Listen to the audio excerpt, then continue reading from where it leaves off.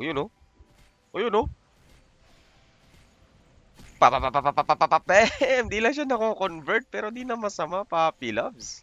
No? Nabudol pa tayo. Kung titignan niyo yung mga gagamitan natin. So, itong naka-equip ko ngayon, ito lang gamit natin ngayon, no? So, di ko na muna papalitan yan. Kung ano yung naka-default, yan na muna. So, ayan, nagkanda basag-basag kasi yung mga gamit natin, mga Papi Loves. Yung plus 8 natin na Fire Axe, plus 5 na lang. Wala pang slot. So, ganun tayo kapulubi, no? Pero, nagpabudol tayo sa Nibillion Star.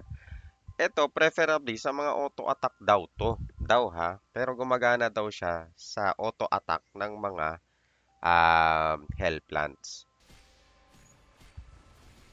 Oh, mas mataas na siya ngayon, Papi. Bakit?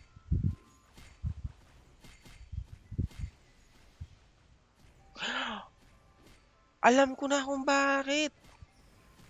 Papi, yung buff nag stack sa hell plant. Tingnan nyo, ha? Tingnan nyo. Lagay ako hell plant. Isa. Isa pang hell plant. Ayan. Tingnan nyo, nakita nyo to? 2. Ayan, oh. Pero 2. May isa. Ayan, oh. This effect reaches 3 stacks. Auto combat won't use hell plant again.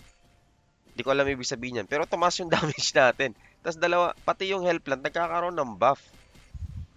Demonic fire pa isa. Buff. Tapos lagay tayo hell plant. O yun, oh. O yun, oh. Papapapapapapapem! Di lang siya nako-convert, pero di na masama, Papi Loves. Paano pa kung tatlo yung hell plant natin dito, Popsicle? Nice. When attack. Ayan, oh. Ito na naman, oh. Makikero Ryudo Herameki! Naka-Herameki, Papi Loves. Di lang nako-convert, pero di lang masama. No?